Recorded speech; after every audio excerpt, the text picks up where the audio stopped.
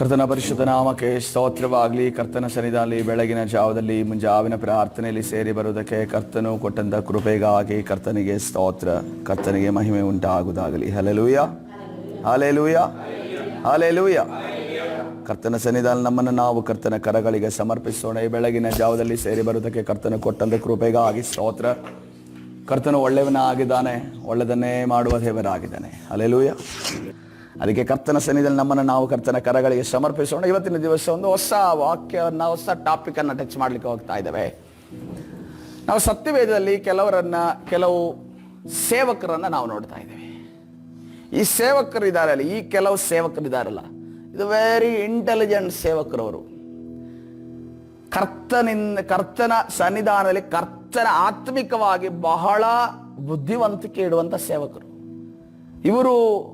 ಯಜಮಾನರ ಪ್ರಾಣವನ್ನು ಉಳಿಸುವಂಥ, ಯಜಮಾನರ ಒಂದು ಸಹಾಯಕ್ಕೆ ಬೆಂಬಲಕ್ಕೆ ನಿಲ್ಲುವಂಥ, ಯಜಮಾನರಿಗೆ ದಿಕ್ಕನ್ನು ತೋರಿಸುವಂಥ, ಯಜಮಾನರ ಕೆಲಸಗಳನ್ನು ಮುಗಿಸುವಂಥ ಸೇವಕರು ಇವರಾಗಿದ್ದಾರೆ.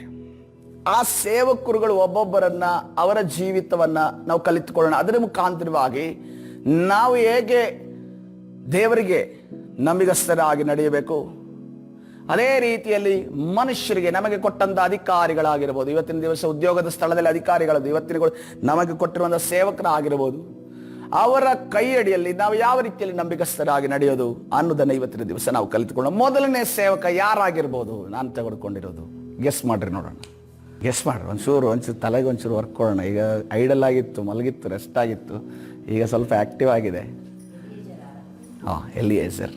Eliezer is the right answer. ಯಾಕೆಂದರೆ ಎಲಿಯೇಜರ್ ಒಬ್ಬ ಒಳ್ಳೆ ಸೇವಕನಾಗಿದ್ದ. ಆತನಿಗೆ ಏನೆಲ್ಲ ಜವಾಬ್ದಾರಿ ಕೊಡಲ್ಪಟ್ಟಿತು, ಆತನಿಗೆ ಏನೆಲ್ಲ, ಮೊದಲನೇದಾಗಿ ಆತನ ಜೀವಿತದಲ್ಲಿರುವಂಥ ಒಂದು ವಿಚಾರ ನಾವು ಧ್ಯಾನ ಮಾಡ್ತಾ ಇದ್ದೇವೆ. ಏನನ್ನೋದು? ಜವಾಬ್ದಾರಿ, ರೆಸ್ಪಾನ್ಸಿಬಿಲಿಟಿ. ಯಾರು ರೆಸ್ಪಾನ್ಸಿಬಲ್ ಆಗಿರ್ತಾರೋ, ಯಾರು ಜವಾಬ್ದಾರಿಯಾಗಿರ್ತಾರೋ ಅಂಥವರನ್ನು ಸೇವಕರನ್ನಾಗಿ ಯಾರು ಇಟ್ಕೊಳ್ತಾರೆ? ಪ್ರತಿಯೊಬ್ಬ ಯಜಮಾನನ ಇಟ್ಕೊಳ್ತಾನೆ. ಇಲ್ಲಿ ಯಜಮಾನನಾದ ಅಬ್ರಾಮನು, ಆತನು ಎಲಿಯಾಜರ್ ಎನ್ನುವಂತ ಒಬ್ಬ ಸೇವಕನ, ಇವನು ಎಷ್ಟು ಮಟ್ಟಕ್ಕೆ ರೆಸ್ಪಾನ್ಸಿಬಲ್ ಆಗಿದ್ದ ಅಂತಂದ್ರೆ, ಎಷ್ಟು ಮಟ್ಟಿಗೆ ಆತನಿಗೆ ಜವಾಬ್ದಾರಿಯನ್ನ ವಹಿಸಿಬಿಟ್ಟಿದ್ದ ಅಂತ ಇವತ್ತಿನ ದಿವಸ ನಾವು ಧ್ಯಾನ ಮಾಡೋಣ. ಆದಿಕಾಂಡ, ಇದು ಆಲ್ರೆಡಿ ನಾವು ಓದಿದ್ದೀವಿ, ಆಲ್ರೆಡಿ ನಾವು ಧ್ಯಾನ ಮಾಡಿದ್ದೀವಿ, ಆಲ್ರೆಡಿ ನಾನು ಕೂಡ ವಾಕ್ಯದ ಮಧ್ಯದಲ್ಲಿ ಹೇಳಿದ್ದೀನಿ ನಿಮಗೆ. ಆದಿಕಾಂಡ 24ನೇ ಅಧ್ಯಾಯ 1ನೇ ವಚನ ಈ ರೀತಿಯಲ್ಲಿ ಹೇಳ್ತಾ ಇದೆ. ಆದಿಕಾಂಡ 24ನೇ ಅಧ್ಯಾಯ 1ನೇ ವಚನ, ಅಬ್ರಾಮನು ಬಹುದಿನದ ವೃದ್ಧನಾದನು, ಯೆಹೋವನು ಅವನನ್ನು ಸಕಲ ವಿಷಯಗಳಲ್ಲಿ ಅಭಿವೃದ್ಧಿಪಡಿಸಿದನು. ಹೀಗಿರಲು ಅವನು ತನಗಿದ್ದ ಆಸ್ತಿಯ ಮೇಲೆ ಆಡಳಿತ ಮಾಡುತ್ತಿದ್ದ ಹಿರಿಯ ಸೇವಕ. ಹಲ್ಲೆಲೂಯಾ. ಕರ್ತನ ಪರಿಶುದ್ಧ ನಾಮಕ್ಕೆ ಸ್ತೋತ್ರವಾಗಲಿ. ಅಬ್ರಾಮನಿಗೆ ಮಕ್ಕಳಿರಲಿಲ್ಲ. ಆ ಇಷ್ಮಾಯೇಲ್ ಹುಟ್ಟೋದಕ್ಕಿಂತ ಮುಂಚೆ, ಈಸಾಕ ಹುಟ್ಟೋದಕ್ಕಿಂತ ಮುಂಚೆ ಎಲ್ಲ ಮೇಲ್ವಿಚಾರಣೆಯನ್ನ ಈ ಎಲಿಯಾಜರ್ ಎನ್ನುವಂತ ಸೇವಕನಿಗೆ ಆತನು ವಹಿಸಿಕೊಟ್ಟಿದ್ದ. ಎಷ್ಟು ಮಟ್ಟಕ್ಕೆ ಅಂತಂದ್ರೆ, ಅದರ ಮೇಲೆ ಏನ್ ನಡೀತಿದ್ದಂತೆ? ಅವನು ಆಡಳಿತ ನಡೀತಿದ್ದಂತೆ. ಆಡಳಿತ, ಎಲ್ಲ ವಿಚಾರಗಳ ಲೆಕ್ಕಾಚಾರಗಳನ್ನ ಬರೆಯೋದಾಗ್ಲಿ, ಅದನ್ನ ಒಂದು ಕಡಿಮೆ ಆಗಲಿ ಒಂದು ಹೆಚ್ಚಾಗೋದಾಗ್ಲಿ, ಅದಕ್ಕೆ ಸೇರಿಸೋದಾಗ್ಲಿ, ಅದನ್ನ ಕೂಡಿಡೋದಾಗ್ಲಿ, ಅದನ್ನ ಖರ್ಚು ಮಾಡೋದಾಗ್ಲಿ, ಎಲ್ಲವನ್ನ ಮ್ಯಾನೇಜ್ ಯಾರು ಮಾಡ್ತಾ ಇದ್ದ? ಎಲಿಯಾಜರ್ ಮಾಡ್ತಾ ಇದ್ದ. ಆತನ ಅಬ್ರಾಮನ ಮನೆಯಲ್ಲಿ ಎಷ್ಟೋ ವ್ಯವಹಾರಗಳು ನಡೀತಿರ್ಬೋದು. ಒಂದು 10ರಿಂದ 15 ಸಾವಿರ ದಿನಕ್ಕೆ ಎಲಿಯಾಜರ್ ಅದನ್ನು ತಂದ, ಎಲಿಯಾಜರ್ ಅದನ್ನು ಕೊಟ್ಟ, ಎಲಿಯಾಜರ್ ಅದನ್ನು ಇಟ್ಟ, ಎಲಿಯಾಜರ್ ಅದನ್ನ ಇವರಿಗೆ ಏನ್ ಬೇಕು ಕೇಳು ಅನ್ನುವ ರೀತಿಯಲ್ಲಿ, ಕೇಳುವ ರೀತಿಯಲ್ಲಿ ಯಾರಿದ್ದ? ಎಲಿಯಾಜರ್ ಇದ್ದ. ಯಾಕೆಂತಂದ್ರೆ ಎಲಿಯಾಜರ್ ಎಂಥ ಸೇವಕನಂತಂದ್ರೆ ನೋಡಿಕೊಳ್ಳೋಣ. ಅವನು ಮೂರನೇ ವಚನದಲ್ಲಿ, ನಾನು ವಾಸವಾಗಿರುವ ಕಾನಾನ್ಯರಲ್ಲಿ ನೀನು ನನ್ನ ಮಗನಿಗೋಸ್ಕರ ಹೆಣ್ಣನ್ನು ತೆಗೆದುಕೊಳ್ಳದೆ ನನ್ನ ಸ್ವದೇಶಕ್ಕೂ ನನ್ನ ಬಂಧುಗಳ ಬಳಿಗೂ ಹೋಗಿ ಅವರಲ್ಲೇ ನನ್ನ ಮಗನಾದ ಇಸಾಕನಿಗೆ ಹೆಣ್ಣನ್ನು ತೆಗೆದುಕೊಳ್ಳಬೇಕು. ಮಗನಿಗೆ ಹೆಣ್ಣು ತರೋದಕ್ಕೆ ಯಾರು ಆರಿಸಬೇಕಿತ್ತು? ತಂದೆಯಾದ ಅಬ್ರಾಮನು ಸಾರಳು ಸೆಲೆಕ್ಟ್ ಮಾಡಬೇಕು. ನೀವು ಯಾರಾದರೂ ನಿಮ್ಮ ಮನೆ ಕೆಲಸದವರಿಗೆ ಒಂದು ಹೆಣ್ಣನ್ನು ಆರಿಸ್ಕೊಂಡು ಬಾಹಪ್ಪ ಅಂತ ಅನ್ಕೊಂಡು ಹೇಳಿದ್ದು, ಕಳಿಸಿದ್ದು, ಅಥವಾ ಎಲ್ಲಾದ್ರೂ ನಡೆದಿದ್ದು ಇದೆಯಾ? ಬ್ರೋಕರ್ ಕರ್ಕೊಬಂದ್ರು ಅದನ್ನು 100 ಸಾರಿ ತಿರ್ಗಮರ್ಗ ಫೋಟೋ ನೋಡಿದ್ರು ಕೂಡ ಸಮಾಧಾನ ಆಗದೆ ಫೋಟೋ ಮೇಲೆ ಫೋಟೋಗಳನ್ನು ನೋಡಿ ಮಾಡಿದಂಥ ದಿನಗಳಿದ್ದಾವೆ. ಬಯೋಡಾಟದ ಮೇಲೆ ಬಯೋಡಾಟೋ ನೋಡಿರೋದಿದೆ. ಹುಡುಗನ ಮೇಲೆ ಹುಡುಗಿ ನೋಡಿರೋದು ಇದೆ. ಆದರೆ ಇಲ್ಲಿ ನಾವು ನೋಡ್ತಾ ಇದ್ದೇವೆ, ಅಬ್ರಾಮ ಯಾರಿಗೆ ಜವಾಬ್ದಾರಿ ಒಪ್ಪಿಸ್ತಾ ಇದ್ದಾನೆ? ನನ್ನ ಮಗನಿಗೆ ಹೆಣ್ಣನ್ನು ಯಾರು ತರಬೇಕು? ನೀನು ತರಬೇಕು. ರೆಬೆಕ್ಕಳಲ್ಲಿ ಹುಟ್ಟಿದ್ದಾಳೆ, ಬೆತ್ತುವಲನ ಮಗಳು ಒಬ್ಬಳು ರೆಬೆಕ್ಕಳು ಇದ್ದಾಳೆ ಅಂತ ಅಂದ್ಕೊಂಡು ಅಬ್ರಾಮನಿಗೆ ಗೊತ್ತಿಲ್ಲ. ಅಬ್ರಾಮನ್ ಏನು ಹೇಳಿದ್ದು? ಅಲ್ಲಿ ಕಾನಾನ್ಯರಲ್ಲಿ ತಗೊಳ್ಳದೆ ನನ್ನ ಬಂಧುಗಳ ಬಳಿಯಲ್ಲಿ, ಬಂಧುಗಳು ಎಷ್ಟು ಜನರಿದ್ದಾರೆ? ಆ ಜನಗಣತಿ ಯಾರ ಹತ್ರ ಇಲ್ಲ? ಅಬ್ರಾಮನ ಹತ್ರ ಇಲ್ಲ. ಎಷ್ಟು ಜನ ಹೆಣ್ಣು ಮಕ್ಕಳಿದ್ದಾವೆ? ಅಬ್ರಾಮನ ಹತ್ರ ಇಲ್ಲ. ಯಾರ ಹೆಣ್ಣುಮಗಳು, ಯಾವ ಮನೆಗೆ ಸೇರಿದವಳು, ಅವರೆಷ್ಟು ಒಳ್ಳೆಯವಳು ಅನ್ನೋದನ್ನು ಆತನಿಗೆ ಗೊತ್ತಿಲ್ಲ. ಆದರೆ ಯಾರಿಗೆ ಜವಾಬ್ದಾರಿ ಒಪ್ಪಿಸ್ತಾ ಇದ್ದಾನೆ? ಎಲಿಯೇಜರ್ಗೆ ಒಪ್ಪಿಸ್ತಾನೆ. ಯಾಕಂದರೆ ಎಲಿಯೇಜರ್ ಮೇಲೆ ಒಂದು ವಿಶೇಷವಾದ ನಂಬಿಕೆ ಯಾರ ಮೇಲೆ ಇತ್ತು? ಯಾರಿಗಿತ್ತು? ಅಬ್ರಾಮನಿಗಿತ್ತು. ಯಾಕಂದರೆ ಇವನು ಕೊಟ್ಟ ಕೆಲಸವನ್ನು ಜವಾಬ್ದಾರಿಯಲ್ಲಿ ನಿಭಾಯಿಸ್ತಾನೆ. ಇವನು ಪರ್ಫೆಕ್ಟ್. ಇವನು ಇಂಥ ಕೆಲಸಕ್ಕೆ ಯೋಗ್ಯನೇ. ಇಂಥ ಒಂದು ಕೆಲಸವನ್ನು ಇವನು ಪೂರ್ಣವಾಗಿ ಕಂಪ್ಲೀಟ್ ಮಾಡಿ ಬರ್ತಾನೆ. ಇವನು ಎಂದಿಗೂ ಕೂಡ ಖಾಲಿ ಕೈಯಲ್ಲಿ ಮತ್ತೆ ತಿರುಗಿ ಬರೋದಿಲ್ಲ. ಇವನು ಹುಡುಗಿಯನ್ನ ಕರ್ಕೊಂಡೇ ಬರ್ತಾನೆ. ಯಾಕಂದ್ರೆ ಏಜ್ ಆಗಿದೆ. ಯಾರಿಗೆ? ಈಸಾಕನಿಗೆ. ಅಲ್ಲ, ಇವನಿಗೂ ಏಜ್ ಆಗಿದೆ. ಮದುವೆ ಏಜ್ ಆಯ್ತಲ್ಲ ಪಾಪ. ಮದುವೆ ಏಜ್ ಆಗಿದೆಯಲ್ಲ. ಅಲ್ಲಿ ತಾಯಿ ಸತ್ತೋಗಿದ್ದಾಳೆ. ತಾಯಿ ಪ್ರೀತಿ ಕೊಡೋರು ಯಾರು ಇಲ್ಲ. ಅಬ್ರಾಮನ ಯುದ್ಧ ವೀರ, 300 ಜನರನ್ನು ಅವನೇ ರೆಡಿ ಮಾಡಿಟ್ಟಿದ್ದ. ಮಗ ಮಾತ್ರ ಆ ಥರ ಅಲ್ಲ. ಮಗ ಸಾಫ್ಟು. ಅವನಿಗೆ ಏನೋ ಬುದ್ಧಿ ಜ್ಞಾನ ಒಂಥರ ವಿವೇಕವನ್ನು ಹೇಳ್ಕೊಡೋದಕ್ಕೆ ಯಾರು ಬೇಕೀಗ? ಸಹಕಾರಿಣಿ ಬೇಕೀಗ. ಅದಕ್ಕೆ ತಾಯಿ ಸತ್ತೋದ್ ಕೂಡಲೇ ಆಲೋಚನೆ ಮಾಡ್ರಿ, ಎಷ್ಟು ಪ್ಯಾಂಪರ್ ಆಗಿ ಸಾರಳ ಜೊತೆ ಈಸಾಕ ಬೆಳೆದಿದ್ದ ಅಂತ ಅನ್ಕೊಂಡು ಆಲೋಚನೆ ಮಾಡ್ರಿ. ತಾಯಿ ಸತ್ತೋದ ಕ್ಷಣನೂ ಕೂಡ ಅಪ್ಪ ಅದನ್ನ ಇದು ಮಾಡದೆ ಇವನಿಗೆ ಏನು ಮಾಡಬೇಕು? ಇವನಿಗೆ ತಾಯಿಯ ರೀತಿಯಲ್ಲಿ ಪ್ರೀತಿಸುವಂತ ಒಬ್ಬ ಹೆಂಡತಿ ಬೇಕು. ಇವತ್ತಿನ ದಿವಸ ಹೆಂಡತಿಯರೇ, ನಿಮ್ಮಿಂದ ಗಂಡಸರು ಬಯಸುವುದೇನಂತಂದ್ರೆ ಅವರ ಎತ್ತರಕ್ಕೆ ನಿಂತು ಒಡೆದಾಡುವಂತ ಹೆಂಡತಿಯರು ಬೇಡ, ಅವರಿಗೆ ತಾಯಿಯಂತೆ ಪ್ರೀತಿಸುವಂತ ಹೆಂಡತಿಯರು ಬೇಕು. ಹಲ್ಲೆಲೂಯ. ಕರ್ತನ ಪರಿಶುದ್ಧ ನಾಮಕ್ಕೆ ಸ್ತೋತ್ರವಾಗಲಿ. ಯಾಕಂದ್ರೆ ನೋಡ್ರಿ, ನಮಗೆ 100 ಟೆನ್ಷನ್ಗಳಿರ್ತವೆ, 100 ಹೋರಾಟಗಳಿರ್ತವೆ, 100 ಆ ಕಷ್ಟಗಳು, 100 ವೇದನೆಗಳು ಇರ್ತವೆ. ಇದನ್ನ ಹೇಳಿಕೊಳ್ಳುವುದಕ್ಕೆ ಮನೆಯಲ್ಲಿ ಒಬ್ರು ಯಾರು ಬೇಕು? ತಾಯಿ ಬೇಕು. ಆ ತಾಯಿ ಯಾರು ಒಳಗಡೆ ಇರಬೇಕು? ಹೆಂಡತಿ ಬೇಕು. ಸರಿ, ತಾಯಿ ಯಾರು ಒಳಗಡೆ ಇರಬೇಕು? ಹೆಂಡತಿಯ ಒಳಗಡೆ ಇರಬೇಕು. ನನ್ನ ಜೀವಿತದಲ್ಲಿ ನನ್ನ ತಾಯಿ ಹತ್ರ ಹೇಳದೇ ಇರುವಂಥ ಅನೇಕ ವಿಚಾರಗಳನ್ನು ನನ್ನ ಹೆಂಡತಿಯ ಜೊತೆ ನಾನು ಹಂಚಿದ್ದೇನೆ. ಯೇಸು ಸ್ವಾಮಿಯನ್ನ ಬಿಟ್ಟು ನಾನು ಕಂಪ್ಲೀಟ್ ಆಗಿ ಓಪನ್ ಆಗುವಂಥ ಒಬ್ಬ ವ್ಯಕ್ತಿ ಇದ್ದಾರೆ ಅನ್ನೋದಾದರೆ ಅದು ನನ್ನ ಹೆಂಡತಿ. ಯೇಸು ಕ್ರಿಸ್ತನನ್ನ ಬಿಟ್ಟು ಕೆಲವು ವಿಚಾರಗಳನ್ನು ನಾನು ಪರ್ಸ್ನಲ್ ಆಗಿ ಯೇಸು ಕ್ರಿಸ್ತನ ಆದ್ರೆ ಮಾತ್ರ ಮಾತಾಡ್ತೀನಿ. ಯೇಸು ಕ್ರಿಸ್ತನ ಪರ್ಸ್ನಲ್ ಆಗಿ ತಿಳಿದಿರುವಂಥ ವಿಚಾರಗಳ ಬಿಟ್ಟು ಉಳಿದ ವಿಚಾರಗಳೆಲ್ಲರೂ ಕೂಡ ನೀವು ತಿಳ್ಕೊಳ್ಬೇಕು ಅಂತಂದ್ರೆ ನನ್ನ ಪ್ರಿಯಾಂಕಳ ಹತ್ರ ಹೋದ್ರೆ ಎಲ್ಲ ಸಿಗುತ್ತೆ. ಎಲ್ಲ ಅಂತಂದ್ರೆ ನನ್ನ ಬರ್ತ್ ಸರ್ಟಿಫಿಕೇಟ್ ಇಂದ ಹೀಗಿರುವಂಥ ಎಲ್ಲ ದಿನಗಳವರೆಗೂ ಸಿಗುತ್ತೆ. ಅದಕ್ಕೋಸ್ಕರವಾಗಿ ಯಾಕೆ ನಾನು ಆ ರೀತಿಯಲ್ಲಿ ಬಿಚ್ಚಿ ಮಾತಾಡ್ತೀನಿ ಅಂತಂದ್ರೆ, ಆಕೆ ನನ್ನ ತಾಯಿಯಾಗಿದ್ದಾಳೆ. ಆಕೆಯ ಮುಖಾಂತರವಾಗಿ ನನಗೆ ತಾಯಿಯ ಪ್ರೀತಿ ಸಿಗ್ತಾ ಇದೆ. ಆಕೆ ತಾಯಿ ಆಗಿದ್ದಾಳೆ, ನಾನು ಆಕೆಯನ್ನ ತಾಯಿ ಅಂತ ಅಂದುಕೊಂಡಿದ್ದೇನೆ. ಅದೆರಡು ಪ್ರಾಮುಖ್ಯ. ಅದಕ್ಕೋಸ್ಕರ ಇವತ್ತಿನ ದಿನಮಾನದಲ್ಲಿ ನೀವು ಹೆಂಡತಿಯರು ತಾಯಿಯಾಗಿಲ್ಲದೆ ಹೋದ್ರೆ ನೋಡ್ರಿ, ದುರಂತ. ಈ ಭಾರತ ದೇಶದ ಕಾನೂನು ಹೆಂಗೆ ತಿರುಗಿದೆ ಅಂತಂದ್ರೆ, ನಿಮ್ಗೆಲ್ರಿಗೂ ಗೊತ್ತಿರ್ಬೋದು ಕಾನೂನು ಯಾವ ಕಡೆ ತಿರುಗಿದೆ ಅಂತ. ನಾನು ಅದನ್ನು ಹೇಳೋದಕ್ಕೆ ಬಯಸೋದಿಲ್ಲ. ಯಾಕಂತಂದರೆ ಕೆಲವರು ಅದನ್ನೇ ಏನಾದರೂ ಪ್ರಮೋಷನ್ ಅಂತ ಅಂದ್ಕೊಂಡ್ಬಿಟ್ಟು ಏನಾದರೂ ಮಾಡಿಬಿಟ್ರೆ ಮತ್ತು ನಂದು ಅಫೆನ್ಸ್ ಆಗ್ಬಿಡುತ್ತೆ. ಯಾಕಂದರೆ ನಾನು ಪಾಸ್ಟ್ಗೂ ಜವಾಬ್ದಾರಿ ಮತ್ತು ಹೊರಗಡೆ ಇರುವಂಥ ಸಮಾಜಕ್ಕೂ ಜವಾಬ್ದಾರಿ. ಪಾಪಕ್ಕೆ ಮತ್ತು ಕ್ರೈಮಿಗೆ ಬೆಂಬಲ ಕೊಡುವಂಥ ಕಾನೂನೊಂದು ಹೊರಗಡೆ ಬಂದಿದೆ.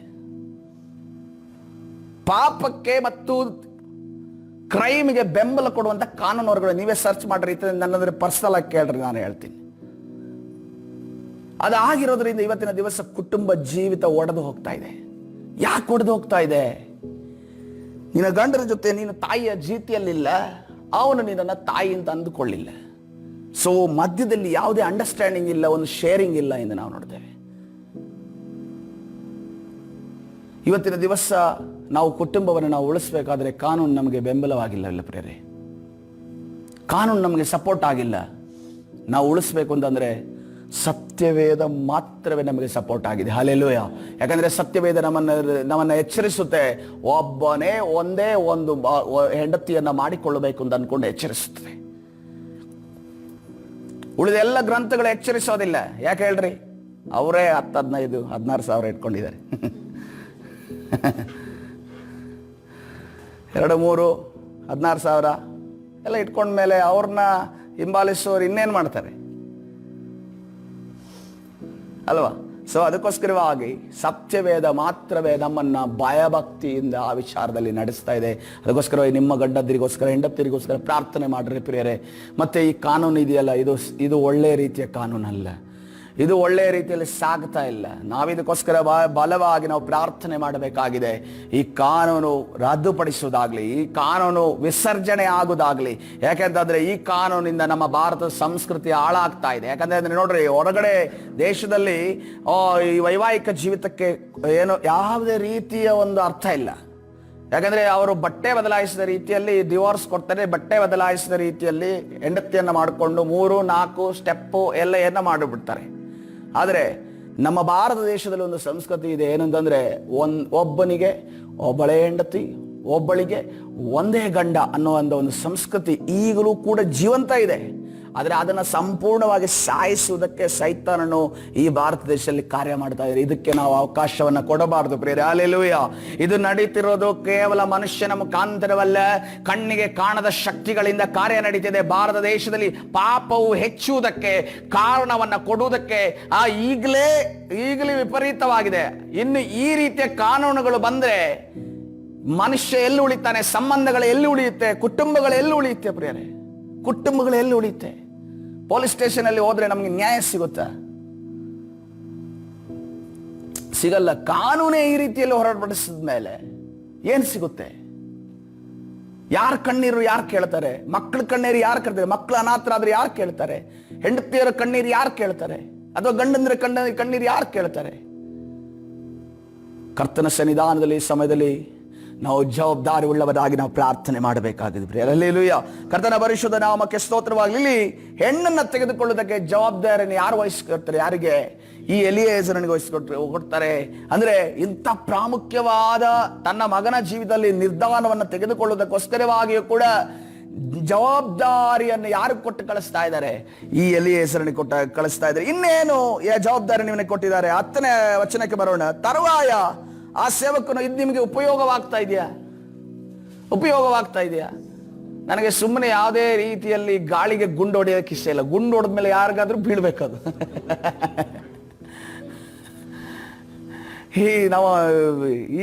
ನಮ್ಮ ಇಂಡಿಯನ್ ಪೊಲೀಸ್ ಯಾಕೆಂದ್ರೆ ಅವರು ಬಹಳ ರೇರು, ಬಿಡೋದಿಲ್ಲ. ಸರ್ಕಾರನೂ ಬಿಡೋದಿಲ್ಲ, ಡಿಪಾರ್ಟ್ಮೆಂಟ್ ಬಿಡೋದಿಲ್ಲ ಯಾರಿಗಾದ್ರೂ ಹೊಡೆಯಕ್ಕೆ. ಹೊಡೆದ್ರೆ ಅದಕ್ಕೆ ಇನ್ವೆಸ್ಟಿಗೇಷನ್ ಪಾಪ ಅವ್ರ ಮೇಲೆ ನಡೆಯುತ್ತೆ. ಆದ್ರೆ ನಾನು ಗಾಳಿಯಲ್ಲಿ ಗುಂಡು ಹಿಡಿಯುವಂತ ವ್ಯಕ್ತಿ ಅಲ್ಲ. ನನಗೆ ಯಾರಾದ್ರೂ ಗುಂಡು ಹೊಡೆದ್ರೆ ಯಾರಿಗಾದ್ರೂ ತಗಲ್ಬೇಕದು. ತಗಲ್ದ್ರೇನೆ ನನ್ಗೆ ಸಮಾಧಾನ. ತರುವಾಯ ಆ ಸೇವಕನು ತನ್ನ ದಣಿಯ ಒಂಟೆಗಳಲ್ಲಿ 10 ಒಂಟೆಗಳನ್ನು ಸಿದ್ಧ ಮಾಡಿ ದಣಿಯ ಆಸ್ತಿಯಿಂದ ಶ್ರೇಷ್ಠವಾದ ಒಡವೆಗಳನ್ನು ತನ್ನ ವಶಕ್ಕೆ ತೆಗೆದುಕೊಂಡು ಹೊರಟು 2 ನದಿಗಳ ಮಧ್ಯದಲ್ಲಿರುವಂತಹ ಆರಾಮ್ ಸೀಮೆಗೆ ಬಂದು ನಾಹೋರನು ವಾಸಿಸಿದ ಊರನ್ನು ಮುಟ್ಟಿದನು. ಏನೆಲ್ಲ ತಗೊಳ್ತಾ ಇದ್ದಾನಂತಂದೆ? 10 ಒಂಟೆಗಳನ್ನು ತಗೋತಾ ಇದ್ದಾನೆ ದಣಿದು. ಆದ್ಮೇಲೆ ಆ ಶ್ರೇಷ್ಠವಾದ ಒಡವೆ ಕೂಡ ಯಾರ ಕಂಟ್ರೋಲಲ್ಲಿ ಇದೆ? ತಿಜೋರಿ ಯಾರ ಕಂಟ್ರೋಲಲ್ಲಿ ಇದೆ? ಖಜಾನೆ ಯಾರ ಕಂಟ್ರೋಲಲ್ಲಿ ಇದೆ? ಎಲಿಯಾಸನ ಕಂಟ್ರೋಲ್ ಇದೆ. ಅಬ್ರಹಾಮ ಆ ಕಾಲದಲ್ಲಿ ಅಗರ್ಭ ಶ್ರೀಮಂತ, ಆಸ್ತಿ ಕೋಟ್ಯಾನಗಟ್ಲೆ ಆಸ್ತಿ ಇರುವಂತ ವ್ಯಕ್ತಿ. ಆ ಕೋಟ್ಯಾನಗಟ್ಲೆ ಆಸ್ತಿ ಯಾರ ಕಂಟ್ರೋಲ್, ಯಾವ ಮೇಲ್ವಿಚಾರಣೆಯಲ್ಲಿದೆ? ಎಲಿಯಾಜರನಿದೆ. ಎಲ್ಲಾದ್ರೂ ವಾಕ್ಯ ಬರ್ದಿದ್ಯಾ?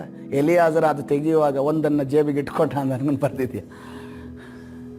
ಯೂದ ಇಸ್ಕರಿಯೋನ ರೀತಿಯಲ್ಲಿ ಅವನು ಕಳ್ಳನಾಗಿದ್ದನು, ಮರಿಯಾಳ ವಿಚಾರ ಹೇಳುವಾಗ ಇದನ್ನ ಬಡವರಿಗೆ ಮಾರ್ಬೋದಿತ್ತಲ್ಲ ತಂದ್ಕೊಂಡು ಹೇಳಿದ ರೀತಿಯಲ್ಲಿ ಆ ರೀತಿಯ ಸೇವಕನ ಇವನು. ಆ ರೀತಿಯ ಸೇವಕ ಅಲ್ಲ. ಒಂದು ಜುಮ್ಕಿ ಕೂಡ, ಒಂದು ಕಾಯಿನ್ ಕೂಡ, ಒಂದು ಚಿನ್ನದ ಕಾಯಿನ್ ಕೂಡ, ಒಂದು ಕಿವಿಗೆ ಹಾಕುವಂತ ಒಂದು ಅದ್ರ ಏನ್ ಹೇಳ್ತಾರೆ ಕೆಳಗೆ ಹಿಂದೆ ಬರುತ್ತಲ್ಲ, ಎಂತಾದ್ರೆ ಅದಕ್ಕೆ ಅಂಡೆ, ಒಂದು ಅಂಡೆ ಕೂಡ, ಒಂದು ತಿರ್ಪು ಕೂಡ ಅದನ್ನು ಜೇಬೊಳಗೆ ಇಟ್ಟಿಲ್ಲ. ಅದನ್ನು ಸಮೇತ ನೋಡ್ರಿ ತಗೊಂಡೋಗಿರೋದೇನು ಬಳೆ ಮತ್ತು ಮೂಗುತಿ. ಎಷ್ಟು ಮೂಗುತ್ತಿಗಳಿದ್ದಾವೆ ಗೊತ್ತಿಲ್ಲ ನನಗೆ ಆ ಚೀಲದಲ್ಲಿ, ಆದರೆ ಒಂದು ಮೂಗುತಿ ಕೂಡ ತನ್ನ ಜೇಬಲ್ಲಿ ಇಡದೆ ಅದನ್ನು ಜೋಪಾನವಾಗಿ ರೆಬೆಕ್ಕಳಿಗೆ ಬಳೆಯನ್ನ ಮೂಗುತಿಯನ್ನ ತೆಗೆದುಕೊಂಡು ಹೋಗ್ತಾನೆ. ಹಲ್ಲೆಲೂಯಾ. ಅಂತ ನಂಬಿಗಸ್ತನಾದ ಸೇವಕ ಯಾರಾಗಿದ್ದಾನೆ? ಎಲಿಯೆಜರನಾಗಿದ್ದಾನೆ. Hallelujah, hallelujah. ಅದೇ ರೀತಿಯಲ್ಲಿ ಮುಂದೆ ಹೋಗೋಣ. ಆದರೆ ನೋಡ್ರಿ, ಈ ಎಲ್ಲ ಘಟನೆಗಳಾಯ್ತು. ಇವನೀಗ ಹೆಣ್ಣು ತರಕ್ಕೆ ಅಂತ ಅನ್ಕೊಂಡು ಪ್ರದೇಶಕ್ಕೆ ಹೋದ, ಅವನು ಪ್ರಾರ್ಥನೆ ಮಾಡ್ದ, ಅದೆಲ್ಲ ನಾವು ಮತ್ತೆ ನೋಡಿಕೊಳ್ಳೋಣ. ಮತ್ತೆ ನೋಡಿದ ನಂತರ ಆ ಮನೆಗೆ ಹೋಗ್ತಾನೆ. ಮನೆಗೆ ಹೋದ ನಂತರ ಒಂದು ಮಾತನ್ನು ಹೇಳ್ತಾನೆ ಪ್ರಿಯರೇ. ಅವ್ರೇನು ಹೇಳಿದ್ರೆ, ಬಾರಪ್ಪ ಊಟ ಮಾಡು, ಟೀ ಕುಡಿ ಅನ್ನೋದು ಅನ್ಕೊಂಡು ಎಲ್ಲ ಹೇಳಿದ್ರು. ಇವನು ಯಾವುದಕ್ಕೂ ಬಗ್ತಾ ಇಲ್ಲ. ಏನಂತಾನೆ ಗೊತ್ತಾ, ಅವನು 33 ಇವನ ರೀತಿಯ ಒಂದು ನಂಬಿಗಸ್ತಿಗೆ ನೋಡ್ರಿ, ಊಟ ಇಲ್ದಿದ್ರು ಪರವಾಗಿಲ್ಲ, ನನ್ನ ಯಜಮಾನನ ಮಾತು ಮುಖ್ಯ ಅಂತ ಅನ್ಕೊಂಡು ಹೇಳುವ ಮಾತಿದೆ ನೋಡ್ರಿ. ಆದರೆ ಅವನಿಗೆ ಊಟಕ್ಕೆ ಬಡಿಸಿದಾಗ, ಅವನು ಊಟಕ್ಕೆ ಬಡಿಸಾಗಿದೆ, ಎಲೆಯಲ್ಲಿ ಪ್ಲೇಟಲ್ಲಿ ಬಡಿಸಾಗಿದೆ. ಅವನೇನು ಹೇಳಿದ, ನಾನು ಬಂದವನ್ನ ಕೆಲಸವನ್ನ ಹೇಳದೆ ಏನಂತ ಊಟ ಮಾಡೋದಿಲ್ಲ, ಉಪವಾಸ ಇರ್ತೀನಿ. ನನ್ನ ಯಜಮಾನ ಹೇಳಿದ ಕೆಲಸ ಫಸ್ಟ್ ಆಗಬೇಕು. ಕೆಲಸ ಫಸ್ಟ್ ಆದ ಮೇಲೆನೆ ನಾನು ಉಳಿದದನ್ನ ಮಾಡೋದು. ಕೆಲಸ ಫಸ್ಟ್ ಆದ್ಮೇಲೆ ನಾನು ಉಳಿದದನ್ನ ಮಾಡೋದು. ಈ ರೀತಿಯ ನಂಬಿಗಸ್ತ ಸೇವಕರು ಈಗಿಲ್ಲ. ನಾನು ಹುಟ್ಟಿನ ಸಮಯದಲ್ಲಿ ನಾನು ಕೆಲವು ಕಿವಿಯಲ್ಲಿ ಕೇಳಿದ್ದೆ, ನಮ್ಮ ತಂದೆಯ ಸಮಯದಲ್ಲಿ ಕೇಳಿದ್ದೆ, ಇಂಥ ನಂಬಿಗಸ್ತರಿದ್ರು. ನಮ್ಮ ಕಣ್ಣು ಮುಂದೆನೆ ಈ ಒಂದು ಸ್ಕೂಲಲ್ಲಿ ಒಬ್ಬರು ಕೆಲಸ ಮಾಡ್ತಾ ಇದ್ರು. ನಿಮ್ಗೆಲ್ರಿಗೂ ಗೊತ್ತಿರ್ಬೋದು, ಕುಳ್ಳಕ್ಕೆ ಹೆಸರು ಹೇಳೋದಿಲ್ಲ. ಆ ವ್ಯಕ್ತಿ ಎಂಥ ನಂಬಿಗಸ್ತ ಅಂತಂದ್ರೆ, ತನ್ನ ಎಲ್ಲವನ್ನ ಬಿಟ್ಟು ಇಲ್ಲೇ ಇರ್ತಾ ಇದ್ದ. ಯಾರ ಮೇಲೆ ಭರವಸೆ ಇದೆಯೋ ಏನೋ ಗೊತ್ತಿಲ್ಲ, ಆ ಸ್ಕೂಲ್ ಓನರ್ಗೆ ಯಾರ ಮೇಲೆ ಭರವಸೆ ಇತ್ತು, ಆ ವ್ಯಕ್ತಿ ಮೇಲೆ ಭರವಸೆ ಇತ್ತು. ಎಂಥ ನಂಬಿಗಸ್ತ ಅಂತಂದ್ರೆ, ಯಾರನ್ನು ಬೇಕಾದ್ರೂ ಪಬ್ಲಿಕ್ ಅಲ್ಲಿ ಎದುರಿಸ್ತೀನಿ ಅಂತ ಅನ್ಕೊಂಡು ವ್ಯಕ್ತಿ ಇರುವಂತ ಅವನು ನಂಬಿಗಸ್ತ ಸೇವಕ. ಅವನು ಉಳಿದವರಿಗೆ ಸಮಸ್ಯೆ ಉಂಟು ಮಾಡಿದ ವ್ಯಕ್ತಿ ಆಗಿರ್ಬೋದು, ಆದರೆ ತನ್ನ ಓನರ್ಗೆ ಯಾವ ರೀತಿ ನೋಡ್ರಿ, ನಾಯಿ ನೋಡ್ರಿ ಉಳಿದವ್ರಿಗೆಲ್ಲ ಕಚ್ಚುತ್ತೆ, ಓನರ್ಗೆ ಮಾತ್ರ ಅದು ಪ್ರೀತಿ ಮಾಡುತ್ತೆ. ಅದು ಓನರ್ನ ಅಟ್ಯಾಕ್ ಮಾಡೋ ತನಕ ಸುಮ್ಮನಿರುತ್ತೆ. ಅಟ್ಯಾಕ್ ಮಾಡಿದ್ರಿ ಅನ್ಕೊಳ್ಳಿ, ನಿಮ್ಮನ್ನ ಚಿಂದಿ ಉಡಾಯಿಸ್ಬಿಡುತ್ತೆ ಅದು. ಅದಕ್ಕೆ ಈ ಕೆಲಸಗಾರನ ನಾಯಿಗೆ ಹೋಲಿಸ್ತಾರೆ. ಅದು ನಿಯತ್ತು ಎಂದು ನಾವು ನೋಡ್ತೇವೆ.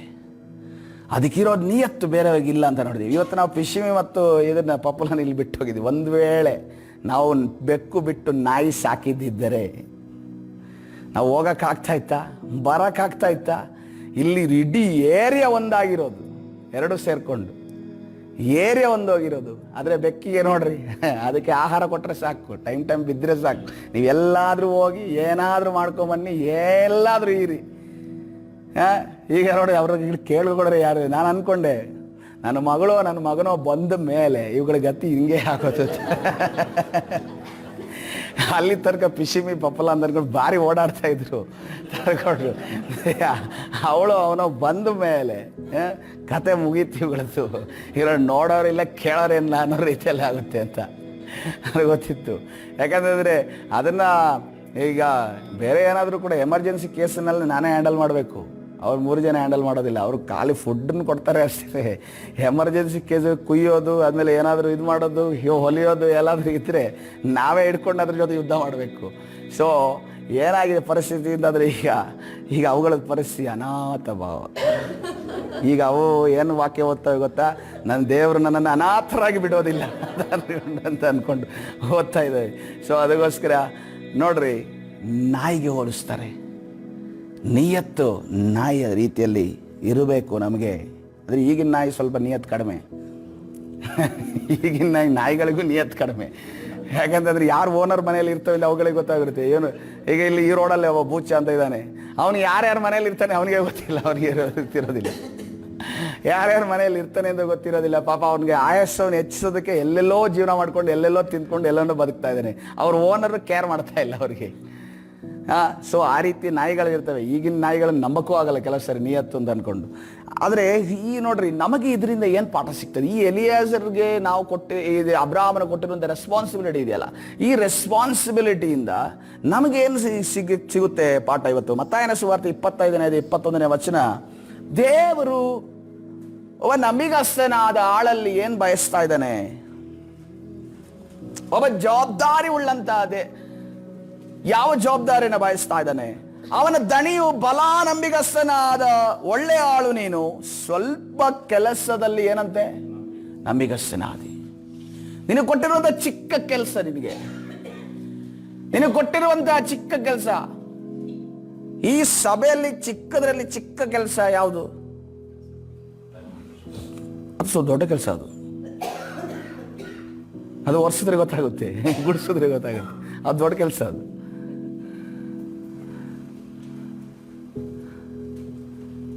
ನಮ್ಮ ಅನುಪ್ಪು ಕೂತಾನಲ್ಲ, ಡೋರ್ ತೆಗೆಯೋದು ಹಾಕೋದು, ಅದು ಚಿಕ್ಕದ್ರಲ್ಲಿ ಚಿಕ್ಕ ಕೆಲಸ ಅದು. ಆದರೆ ಅದನ್ನು ಕೂಡ ನಾವು ನಂಬಿಗಸ್ತರಾಗಿ ಮಾಡೋದಾದರೆ ದೇವರು ನಮ್ಮನ್ನು ದೊಡ್ಡದರಲ್ಲಿ ನಿಲ್ಲಿಸ್ತಾನೆ ಪ್ರಿಯರೇ. Hallelujah, hallelujah. ನಾವು ಕೂಡ ಯಾವಾಗಲೂ ಕೂಡ ನಾವು ಕೆಲಸವಂತ ಅಂದ್ಕೊಂಡು ಬಂದಾಗ ನಾವು ದೊಡ್ಡ ದೊಡ್ಡ ಕೆಲಸಗಳನ್ನು ನೋಡದೆ ಎಲ್ಲ ಕೆಲಸಗಳನ್ನು ಮಾಡೋರಾಗಿರ್ಬೇಕು. ಆದರೂ ಕೂಡ ಚಿಕ್ಕದಕ್ಕೆ ಯಾರೂ ಹೋಗೋದಿಲ್ಲ, ಚಿಕ್ಕದಕ್ಕೆ ಹೋಗೋದಕ್ಕೆ ನಾವು ಸಿದ್ಧ ಆಗಿರ್ಬೇಕು. ಹಲ್ಲೆಲೂಯಾ. ಕರ್ತನ ಪರಿಶುದ್ಧ ನಾಮಕ್ಕೆ ಸ್ತೋತ್ರವಾಗಲಿ. ನೋಡ್ರಿ, ನಾನು ಬೆಂಗಳೂರು ಪಟ್ಟಣದಲ್ಲಿ ಇರುವಂಥ ಸಂದರ್ಭದಲ್ಲಿ ಅಲ್ಲಿ ಒಂದು ನಮ್ಮ ಚರ್ಚ್ ವತಿಯಿಂದ ಒಂದು ಗ್ರೂಪ್ ಆಗಿ ಇರೋದಕ್ಕೆ ಒಂದು ಅವಕಾಶ ಆದಾಗ, ನನ್ನ ಗ್ರೂಪಲ್ಲಿ ನಾನೇ ಲೀಡರ್ ಆಗಿದ್ದೆ. ನನ್ನ ಜೊತೆ ಒಂದು 5-6 ಜನ ಇದ್ರು.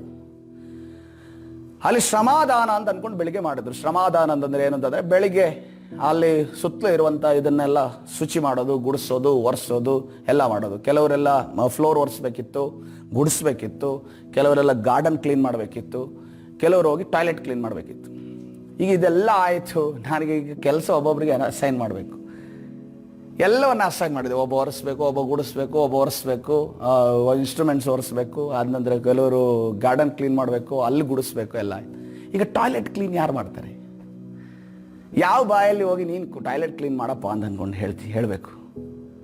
ಅದಕ್ಕೆ ನಾನೇನು ಮಾಡಿದೆ, ಅದೆಲ್ಲ ಕೆಲಸಗಳನ್ನ ಅವ್ರಿಗೆ ಕೊಟ್ಟುಬಿಟ್ಟು ನಾನೇ ಟಾಯ್ಲೆಟಲ್ಲಿ ಕ್ಲೀನ್ ಮಾಡಿದೆ.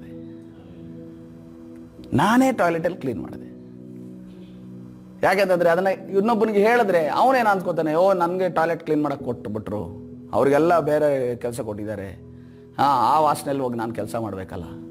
ಯಾಕಂದರೆ ಅದರದ್ದು ಪಬ್ಲಿಕ್ ಟಾಯ್ಲೆಟ್ ಆಗಿತ್ತು, 100 ಜನ ಹೋಗಿ ಮಾಡುವಂಥ ಟಾಯ್ಲೆಟ್ ಆಗಿತ್ತು. ಯೋಚನೆ ಮಾಡ್ರಿ, ನಮಗೆ ಯಾವುದೇ ಕೆಲಸ ಆದರೂ ಕೂಡ ನಾವು ನಂಬಿಗಸ್ತೆಯಿಂದ ಮಾಡೋದಾದರೆ ಕರ್ತನು ನಮ್ಮನ್ನು ಆಶೀರ್ವಾದ ಮಾಡುವ ಆತನಾಗಿ. ಹಲ್ಲೆಲೂಯಾ.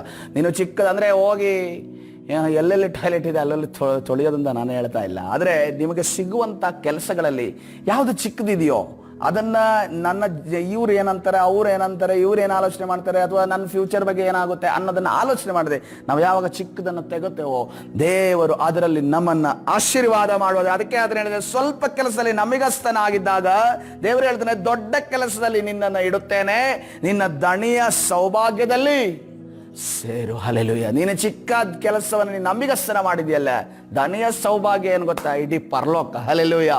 ಇಡೀ ಪರಲೋಕ ಆತನ ಐಶ್ವರ್ಯಕ್ಕೆ ತಕ್ಕ ಹಾಗೆ ನಿಮ್ಮನ್ನು ಆಶೀರ್ವಾದ ಮಾಡ್ತೇನೆ ಅಂತ ಅನ್ಕೊಂಡು ಕರ್ತನೆ ಹೇಳಿದ ದೇವರು. ಆತನ ಐಶ್ವರ್ಯವನ್ನ, ಆತನ ಸೌಭಾಗ್ಯವನ್ನು ಅನುಭವಿಸುವುದಕ್ಕೆ ನಾವು ಏನು ಮಾಡಬೇಕಾಗಿದೆ? ಸ್ವಲ್ಪದರಲ್ಲಿ ನಾವು ನಂಬಿಗಸ್ತರಾಗಬೇಕಾಗಿದೆ. ಹಲ್ಲೆಲೂಯಾ. ಕರ್ತನ ಪರಿಶುದ್ಧ ನಾಮಕ್ಕೆ ಸ್ತೋತ್ರವಾಗಲಿ. ಕರ್ತನ ಸನ್ನಿಧಾನದಲ್ಲಿ ಇನ್ನೊಂದು ವಾಕ್ಯವನ್ನು ತೆಗೆದುಕೊಳ್ಳೋಣ. ಕೊಲಸ್ಸೆ ಬರೆದ ಪತ್ರಿಕೆ 3:23 ವಚನ, ನೀವು ಯಾವ ಕೆಲಸವನ್ನು ಮಾಡಿದರೂ ವೇಗವಾಗಿ ಮುಗಿದುಕೊಳ್ಳೋಣ, ಮನುಷ್ಯರಿಗೋಸ್ಕರವೆಂದು ಮಾಡದೆ ಕರ್ತನಿಗೋಸ್ಕರವೇ ಎಂದು ಮನಪೂರ್ವಕವಾಗಿ ಮಾಡಿರಿ, ಕರ್ತನಿಂದ ಪರಲೋಕ ಬಾಧ್ಯತೆ ಎಂಬ ಪ್ರತಿಫಲವನ್ನು ಹೊಂದುವೆಂದು ತಿಳಿದಿದ್ದೀರಲ್ಲ, ನೀವು ಕರ್ತನಾದ ಕ್ರಿಸ್ತನಿಗೆ ದಾಸರಾಗಿದ್ದೀರಿ. Hallelujah, hallelujah. ಯಾವುದನ್ನು ಮಾಡಬೇಕಂದ್ರೆ ಮನುಷ್ಯರಿಗೊಂದು ಅಂದ್ಕೊಂಡು ಮಾಡದೆ ನಾವು ಯಾರಿಗೋಸ್ಕರ ಮಾಡಬೇಕು? ದೇವರಿಗೋಸ್ಕರ ಮಾಡಬೇಕು. ನಮಗಿರುವಂಥ ಮೇಲಾಧಿಕಾರಿಗಳಿಗೆ ಅಂತ ಮಾಡದೆ ನಾವು ದೇವರಿಗೋಸ್ಕರ ಮಾಡಬೇಕು. ಕಂಪನಿಗೆ ಅಂತ ಮಾಡದೆ ದೇವರಿಗೋಸ್ಕರ ಮಾಡಬೇಕು. ನಾವು ಸರ್ಕಾರಕ್ಕೆ ಮಾಡೋದಾದ್ರೂ ಕೂಡ ನಾವು ನಮ್ಮ ಮುಂದೆ ಇರೋ ಒಂದು ವ್ಯಕ್ತಿಗೋಸ್ಕರ, ಅಧಿಕಾರಿಗಳಿಗೋಸ್ಕರ ಮಾಡದೆ, ಸರ್ಕಾರ ಯಾರ್ದು? ದೇವರದಾಗಿದೆ. ನಾವು ದೇವರ ಒಂದು ದೃಷ್ಟಿಯಲ್ಲಿ ಮಾಡಿದಾಗ ದೇವರು ನಮ್ಮನ್ನ ಮೇಲಕ್ಕೆ ಎತ್ತುವ ಆತನಾಗಿದ್ದಾನೆ. ಹಲ್ಲೆಲೂಯ. ನಮ್ಮ ದೇವರು ತಂತ್ರವನ್ನ ಮಾಡುವ ದೇವರಲ್ಲ, ನಮ್ಮ ದೇವರು ನೀತಿವಂತನಾದ ದೇವರಾಗಿದ್ದಾನೆ. Hallelujah, hallelujah. ಕರ್ತನ ಪರಿಶುದ್ಧ ನಾಮಕ್ಕೆ ಸ್ತೋತ್ರವಾಗಲಿ. ಅದಕ್ಕೋಸ್ಕರವಾಗಿ ನೀತಿವಂತನಾದ ದೇವರನ್ನ ಕಣ್ಣನ ಮುಂದೆ ನಾವು ಯಾವಾಗ ಮಾಡ್ತೇವೋ ನಮ್ಮನ್ನದು ಕೈ ಬಿಡೋದೇ ಇಲ್ಲ, ಎಂದಿಗೂ ಕೂಡ ಕೈ ಹಿಡಿದು ನಡೆಸುತ್ತದೆ ಪ್ರಿಯರೇ. ಹಲ್ಲೆಲೂಯ. 1 ಪೇತ್ರ 4ನೇ ಅಧ್ಯಾಯ 10ನೇ ವಚನ, ನೀವೆಲ್ಲರೂ ದೇವರ ವಿವಿಧ ಕೃಪೆಯ ವಿಷಯದಲ್ಲಿ ಒಳ್ಳೆಯ ಮನೆವಾರ್ತೆಯವರಾಗಿದ್ದು ಪ್ರತಿಯೊಬ್ಬನು ತಾನು ಹೊಂದಿದ ಕೃಪಾವರವನ್ನು ಎಲ್ಲರ ಸೇವೆಯಲ್ಲಿ ಉಪಯೋಗಿಸಲಿ. ನಿಮಗಿರುವಂತಹ ಕೃಪಾವರಗಳು ಯಾರಿಗೆ ಕೊಡಲ್ಪಟ್ಟಿದೆ? ನಮಗಿರುವಂಥ ದರ್ಶನ ನೋಡುವಂಥ ಕೃಪಾವರ, ಪ್ರವಾದನೆ ನುಡಿಯುವಂಥ ಕೃಪಾವರ, ಹಾಡುವಂಥ ವರ ಯಾರಿಗೋಸ್ಕರ ಕೊಡಲ್ಪಟ್ಟಿದೆ? ಯಾರಿಗೋಸ್ಕರ ಕೊಡಲ್ಪಟ್ಟಿದೆ? ಜನರಿಗೋಸ್ಕರ ಕೊಡಲ್ಪಟ್ಟಿದೆ. ಜನರ ಸೇವೆಯನ್ನು ಮಾಡೋದಕ್ಕೋಸ್ಕರ ಕೊಡಲ್ಪಟ್ಟಿದೆ, ದೇವರಿಗೋಸ್ಕರ. ದೇವರಿಗೆ ಅಲ್ಲಿ 100,000 ಗಟ್ಟಲೆ ಲಕ್ಷಾನ ಗಟ್ಟಲೆ ಹಾಡೋರು ಇದ್ದಾರೆ. ಒಬ್ಬ ಬಂದೇ ಇಲ್ಲಿ ಕಾಳು ಮಾಡಿಬಿಟ್ಟಿದ್ದಾನೆ. ಯಾರು ಹೇಳಿ? ಸೈತಾನನು. ಅವನ ರೆಕ್ಕೆ ಮೇಲೆ ಕೆಳಗೆ ಆದರೆ ಇನ್ಸ್ಟ್ರೂಮೆಂಟ್ ಬಾರಿಸ್ತಾ ಇತ್ತಂತೆ. ರೆಕ್ಕೆ ಕಾಲಿ ಮೇಲೆ ಕೆಳಗೆ ಆದರೆ ಕೀಬೋರ್ಡ್ ಬಾರಿಸೋದು ಬೇಡ, ಡ್ರಮ್ಸ್ ಬಾರಿಸೋದು ಬೇಡ, ಹಂಗೇನೆ ಟನಡ ನಡ ನಡ ನಡ ನಡ ಅಂತ ಅಂದ್ಕೊಂಡು ಆಯ್ತಂತೆ. ಈಗ ನಾವೆಲ್ಲ ಕೀಬೋರ್ಡೆಲ್ಲ ಬಾರಿಸೋದು ಕಷ್ಟಪಡ್ತಾ ಇದ್ದೀವಿ, ಪ್ರಾಕ್ಟೀಸ್ ಎಲ್ಲ ಮಾಡಿಕೊಂಡು. ಅವನು ಏನು ಮಾಡೋದಿದೆ ಆದರೆ ಅದನ್ನು ಕೃಪೆಯನ್ನು ಕಳೆದುಕೊಂಡ. ಅಂಥ ಎಷ್ಟೋ ಕೆರೂಬಿಗಳು, ಅಂತ ಎಷ್ಟೋ ಸೆರಾಫಿಯರು, ಅಂತ ಎಷ್ಟೋ ದೇವದೂತರಲ್ಲಿದ್ದಾರೆ. ಆದರೆ ನಮಗೆ ಕೊಟ್ಟಿರುವ ಕೃಪಾವರಗಳು ಯಾರಿಗೋಸ್ಕರ ಕೃಪಾವರ ಕೊಟ್ಟಿದ್ದಾರೆ? ನಮಗೋಸ್ಕರವಲ್ಲ, ಅದು ಜನಗಳಿಗೋಸ್ಕರ ಆಗಿದೆ. ಹಲ್ಲೆಲೂಯ. ಜನಗಳ ಮಧ್ಯದಲ್ಲಿ ದೇವರ ಕಾರ್ಯ ನಡೆಯೋದಕ್ಕೋಸ್ಕರವಾಗಿ, ಅವರು ದೇವರನ್ನ ಮಹಿಮೆ ಪಡಿಸೋದಕ್ಕೋಸ್ಕರವಾಗಿ ಅದು ಕೊಡಲ್ಪಟ್ಟಿದೆ. ಅದಕ್ಕೋಸ್ಕರವಾಗಿ ನಾವು ಅದನ್ನ ಅವರಿಗೋಸ್ಕರ ಉಪಯೋಗಿಸಬೇಕಾಗಿದೆ. ಹಲ್ಲೆಲೂಯ. ಕರ್ತನ ಪರಿಶುದ್ಧ ನಾಮಕ್ಕೆ ಸ್ತೋತ್ರ. ಒಬ್ಬ ಪೊಲೀಸ್ ಯೂನಿಫಾರ್ಮ್ ಹಾಕೊಂಡು ತನ್ನ ಕೆಲಸ ಮಾಡ್ತಾ ಇದ್ದಾನೆ, ಯಾರಿಗೋಸ್ಕರ? ಜನರಿಗೋಸ್ಕರ. ಅದೇ ಗೊತ್ತಿಲ್ಲ ಈಗ. ಅವನಿಗೋಸ್ಕರ ಅಂತ ಅನ್ಕೊಂಡು ಹಣ ಮಾಡ್ತಾನೆ. ಒಬ್ಬ ಲಾಯರ್ ಕಪ್ಪು ಕೋಟ್ ಹಾಕೊಂಡು ಕೆಲಸ ಮಾಡ್ತಾನೆ, ಯಾರಿಗೋಸ್ಕರ? ಜನಗಳಿಗೋಸ್ಕರ. ಒಬ್ಬ ಬಿಳಿ ಡ್ರೆಸ್ ಹಾಕೊಂಡು ರಾಜಕಾರಣಿ ಕೆಲಸ ಮಾಡ್ತಾನೆ, ಯಾರಿಗೋಸ್ಕರ? ಅವನಿಗೋಸ್ಕರ ಕೆಲಸ ಮಾಡ್ತಾ ಇದ್ದಾನೆ. ಇದು ದುರಂತ. ನಾವೇನ್ ಮಾಡೋಣ? ಅದಕ್ಕೆ ನಾವು ಪ್ರಾರ್ಥನೆ ಮಾಡಬೇಕು ಪ್ರಿಯರೇ. ಹಲ್ಲೆಲೂಯ. ನಮ್ಮ ಸರ್ವಿಸ್ ನಮ್ಮ ಜನರಿಗೋಸ್ಕರ. ಹಲ್ಲೆಲೂಯ. ಕರ್ತನು ಈ ಲೋಕದ ಜನರನ್ನ ಪ್ರೀತಿಸುವ ಆತನಾಗಿದ್ದಾನೆ. ಹಲ್ಲೆಲೂಯ. ಅವರಿಗೋಸ್ಕರ ನಾವು ನಂಬಿಗಸ್ತರಾಗಿ ಸ್ವಲ್ಪದರಲ್ಲಿ ಮಾಡುವಾಗ ಕರ್ತನು ನಮ್ಮನ್ನ ದೊಡ್ಡದರಲ್ಲಿ ಇಡುತ್ತಾನೆ. ಹಲ್ಲೆಲೂಯ. ಇನ್ನೊಂದು ವಾಕ್ಯವನ್ನು ಗಮನಿಸಿ ಮುಗಿಸಿಕೊಳ್ಳೋಣ. ಅಲ್ಲಿ ನೋಡ್ರಿ, ನಮಗೆ ದೊಡ್ಡದು ಬೇಕು ಅಂತ ಅನ್ಕೊಂಡು ನಾವು ಹೇಳ್ತೀವಿ, ಆದ್ರೆ ತಿಳಿಯದೆ 48ನೇ ಲೂಕನ ಸುವಾರ್ತೆ 12ನೇ ಅಧ್ಯಾಯ 48ನೇ ವಚನ ಬೇಗ ತೆಗಿರಿ. ತಿಳಿಯದೆ ಪೆಟ್ಟುಗಳಿಗೆ ಯೋಗ್ಯವಾದದನ್ನು ನಡೆಸಿದವನು ಸ್ವಲ್ಪ ಪೆಟ್ಟು ತಿನ್ನುವನು. ಯಾವನಿಗೆ ಬಹಳವಾಗಿ ಕೊಟ್ಟದೆಯೋ ಅವನ ಕಡೆಯಿಂದ ಏನಂತೆ?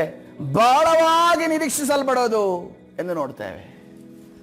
ಯಾರಿಗೆ ಜಾಸ್ತಿ ಕೊಟ್ಟಿದೆಯೋ ಅವನ ಹತ್ರ ಜಾಸ್ತಿ ಕೇಳ್ತಾರೆ, ಯಾರಿಗೆ ಕಡಿಮೆ ಕೊಟ್ಟಿದೆಯೋ ಅವನ ಹತ್ರ ಕಡಿಮೆ ಕೇಳ್ತಾರೆ. ಅದಕ್ಕೋಸ್ಕರವಾಗಿ ಜಾಸ್ತಿ ಅವ್ರಿಗೆ ಸಿಕ್ಕಿದೆ, ಕಡಿಮೆ ಸಿಕ್ಕಿದೆ ಅಂತ ಬೇಡ.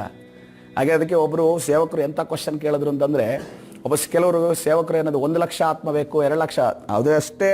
ಆ ಸರ್ವಿಸಲ್ಲೇ ಒಬ್ಬರು ಸೇವಕರು ಬಂದು 1 ಲಕ್ಷ ಆತ್ಮವನ್ನು ದೇವರು ಕೊಡ್ತಾರೆ ಅಂತ ಅಂದ್ಕೊಂಡು ಏನೋ ಪ್ರೇಯರ್ ಎಲ್ಲ ಮಾಡ್ಕೊಂಡು ಹೋದ್ರು, ಕೂತ್ಕೊಂಡ್ರು.